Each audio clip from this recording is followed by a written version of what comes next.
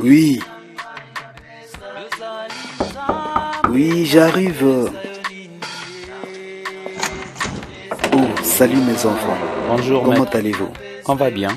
Entrez, ça fait un bail.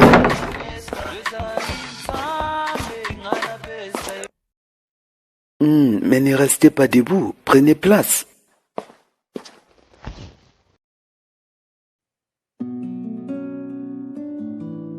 Alors, quel bon vent vous a amené chez moi? Eh bien, maître, nous sommes venus pour te voir. Cela fait plus de 2 ans que nous enseignons la Bible à nos disciples. Cependant, nous avons toujours des difficultés sur certains points. Je vois. Mais quel genre de sujet vous semble difficile? Commencez d'abord par nous parler de la vie d'Abraham. Parlez-nous de sa vocation. On en a besoin.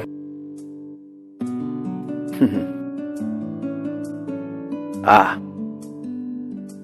Soyez attentifs mes enfants. Je ne parlerai qu'une seule fois.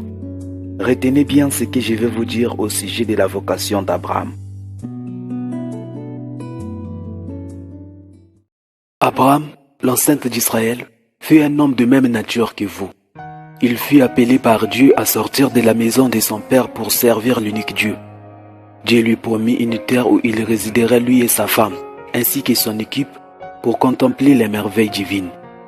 Et sa vision était la terre promise.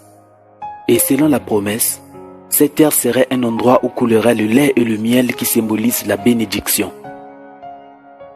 Abraham n'a pas douté de la présence de Dieu et s'est lancé dans la quête de la terre promise comme l'a désiré le Seigneur. Ce que je vous dis est écrit dans le livre de Genèse, chapitre 12, le verset 1 à 5. Et ce que vous devez comprendre dans cette histoire, c'est que la vie d'Abraham est une leçon, une étude d'expérience de l'homme avec Dieu. Malgré son âge, Abraham a marqué une histoire qui reste l'exemple à suivre pour tout homme dans sa relation avec Dieu. Après plusieurs années sans objectif idéal, Abraham rencontra enfin Dieu qui lui dota d'une vision qui donnerait un sens à sa vie. Et sans raisonner, il se décida de réaliser le but suprême, faire la volonté de Dieu, suivre le chemin indiqué par le Très-Haut. Vraiment, il était déterminé. Maintenant, écoutez-moi. Chaque homme sur terre est comme un Abraham. Croyons ou pas, il est fait pour atteindre un but, pour réaliser une vision ou matérialiser une inspiration. Et le but suprême de l'homme quand il rencontre Dieu, c'est de suivre le chemin que le Seigneur lui indiquerait. De la naissance à la mort, l'homme fait un parcours qui lui exige un but important, ce qui le rendra de plus en plus différent de l'animal. Car l'animal, lui, ne pense qu'à manger et à exercer la reproduction. Faisons une parenthèse sur le père d'Abraham, Terah. Lui aussi avait un but à atteindre. Il voulait atteindre la terre des Canaan, la même terre que Dieu promit plus tard à Abraham. Malheureusement, s'installant à Charan, Terah connut la mort. Et c'est là que Dieu va appeler Abraham à suivre le même chemin, et cette fois-ci, selon son ordre. Le lieu indiqué par Dieu était la seule vision qu'avait Abraham et qui lui motivait. Cette vision est universelle. C'est pour tout homme qui rencontre Dieu dans sa vie. Mais est-ce qu'on est tous destinés à rencontrer le Seigneur comme Abraham? Du genre entendre mystérieusement la voix du Seigneur nous appeler? Eh bien, tout ce que je peux vous dire, c'est qu'il y a plusieurs façons de rencontrer le Seigneur. Par une révélation, au moyen d'une épreuve, au moyen de l'évangile par un messager divin.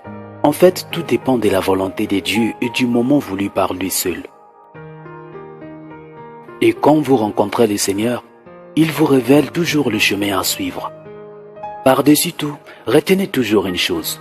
Le chemin indiqué par le Seigneur vous réserve une vie magnifique, soit pour vous, soit pour vos enfants après vous. Beaucoup connaissent Dieu, mais manquent de vision. Ils n'ont pas de but suprême à atteindre, un but révélé par Dieu. Et certains ignorent la différence entre but et conditions de vie à atteindre. Excusez maître, pourriez-vous préciser quand vous parlez de la différence entre but et conditions de vie à atteindre? C'est très simple. Quand on parle de but, on parle de vision. Terah avait une vision. Abraham avait une vision de la part du ciel. Par contre, une condition de vie, c'est ce que tout homme souhaite améliorer. Avoir de l'argent, avoir une belle maison, avoir du succès, tout ça c'est une condition de vie que tout le monde désire. S'il faut le dire, Abraham avait déjà une condition de vie idéale avant même que le Seigneur lui appelle. Il était un vieux de 75 ans bien comblé. Mais il lui manquait la joie et la paix intérieure.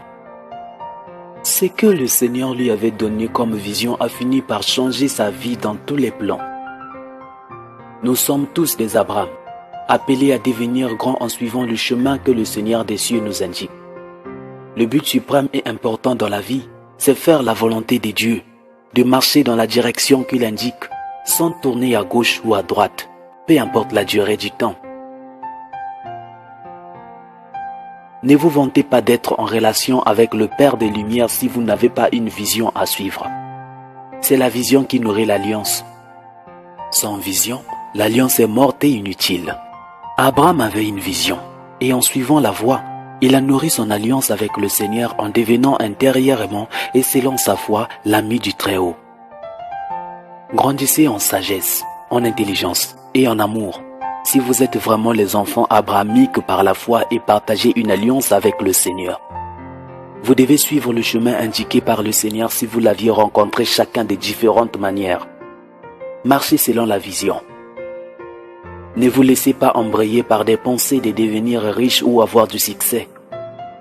Ces choses sont des conditions de vie souhaitées par tout homme. Faites-vous plutôt une bonne raison de vivre, une raison qui révélerait que la vie est sacrée.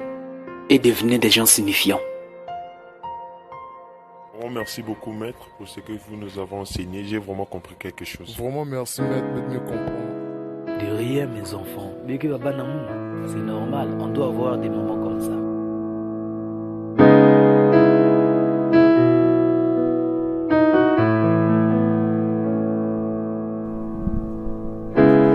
Une personne sans référence. Un bon matin devient une légende. Namesana nangate koyebanae.